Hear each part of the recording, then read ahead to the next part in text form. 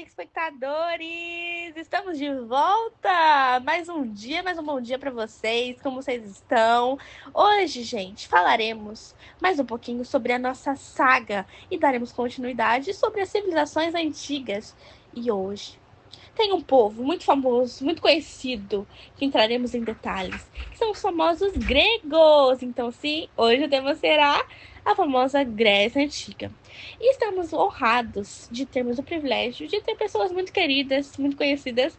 E vamos chamar ela, gente. Temos Isabelle Vitória, Isabelle Uber, Maria Clara, Geise e eu, Mariana, também estarei apresentando. Então, gente, bora lá conhecer mais um pouquinho sobre esse povo, aprendemos sobre a cultura, a religião, sociedade, política, porque cultura, conhecimento é sempre bom. E conhecermos também mais um pouquinho sobre os povos e esse mundão que temos aí. E hoje a minha pergunta vai para a Geise. Ela aí que vai começar esse bate-papo especial. Então vamos dar uma introdução sobre o tema. Como que se deu a formação da civilização grega antiga, Geise? Responde aí pra gente. A civilização grega antiga se formou a partir da fusão de diversos povos, como os minoicos, micênicos, dórios e jônios. Os minoicos, que viviam na ilha de Creta, desenvolveram a cultura avançada como comércio marítimo e palácios, como o de Knossos. Já os micênicos, que dominaram a Grécia continental, são conhecidos por sua sociedade guerreira e pela Guerra de Troia. Com a invasão dos dórios, a Grécia passou por um período de regressão conhecido como Idade das Trevas. Com o tempo, as comunidades começaram a se reorganizar em cidades de estado, polis, como Atenas e Esparta, cada um com seu próprio governo. A geografia montanhosa da região dificultou a unificação política, mas favoreceu o desenvolvimento do comércio marítimo. A Grécia viveu um período de grande expansão cultural, econômica e territorial, fundando colônias pelo Mediterrâneo. Foi nesse contexto que surgiram a filosofia, a democracia e outras inovações que influenciaram o mundo ocidental. Como a formação da Grécia Antiga influenciou sua formação política e social, e quais foram as principais ocupações dos gregos nesse contexto? A geografia da Grécia Antiga desempenhou um papel crucial na formação das cidades-estados, que eram as Atenas, Esparta e Coríntio, que cada uma delas, por não ter comunicação entre si, tiveram um desenvolvimento de governo e cultura diferentes. Aí, por conta da Grécia ter uma terra muito recortada, muito distante uma da outra e ser bem composta pelo mar Mediterrâneo, eles desenvolveram o comércio com base no mar. A principal fonte de renda era a pesca. No terreno da Grécia, eles vendiam bastante azeitonas, uvas e grãos, que eram sua principal fonte de comida. Eles ficaram famosos também por fornecer azeite, que vinha da oliveira, azeitona, e o vinho, das uvas. E nisso, a riqueza da Grécia foi crescendo nessa época.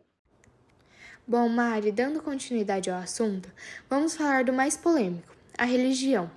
Se os deuses do Olimpo realmente influenciavam o destino humano, como os antigos gregos explicavam as contradições entre a vontade divina e o livre-arbítrio dos mortais?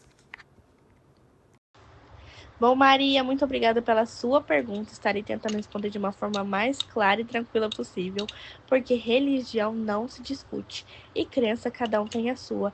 Então, sem discussões, sem polêmicas, que vamos dar uma resumidinha sobre isso. Bom, em primeiro lugar, precisamos saber que a Grécia Antiga era politeísta. Então, eles acreditavam em muitos deuses.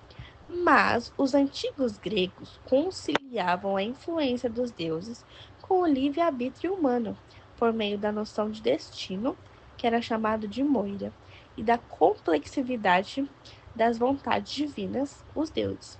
Eles acreditavam que o destino de cada pessoa estava, em grande parte, traçado por forças superiores, mas ainda havia espaço para as escolhas pessoais.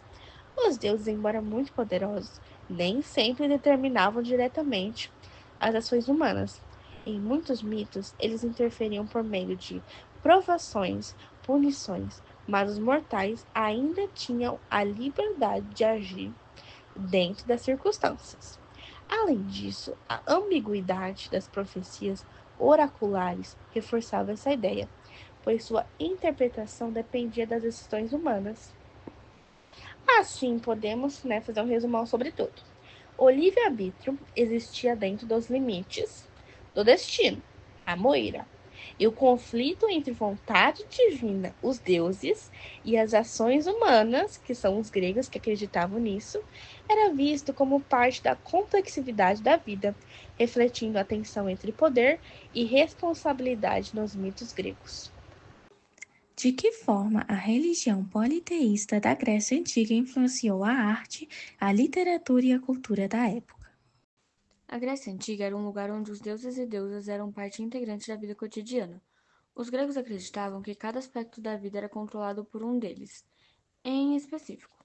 Por exemplo, Zeus, o rei dos deuses, controlava o céu e o trovão. Poseidon, o deus do mar, controlava as ondas e os terremotos. Afrodite, a deusa do amor, inspirava paixão e beleza. Ares, o deus da guerra, inspirava coragem e violência. Essa crença em uma multidão de deuses e deusas influenciou profundamente a arte e a literatura da Grécia Antiga. A arte da Grécia é famosa por suas esculturas e estátuas. Essas obras-primas eram criadas para honrar os deuses e para decorar os templos e os espaços públicos. E a literatura da Grécia Antiga é rica em histórias sobre os deuses e deusas e as obras-primas da literatura grega, como a Ilíada e Odisseia, de Homero. E as tragédias de Sófocles e Eurípides exploram temas como o destino, a moralidade e a relação entre os humanos e os deuses. Como se estruturava a sociedade grega antiga durante o período clássico?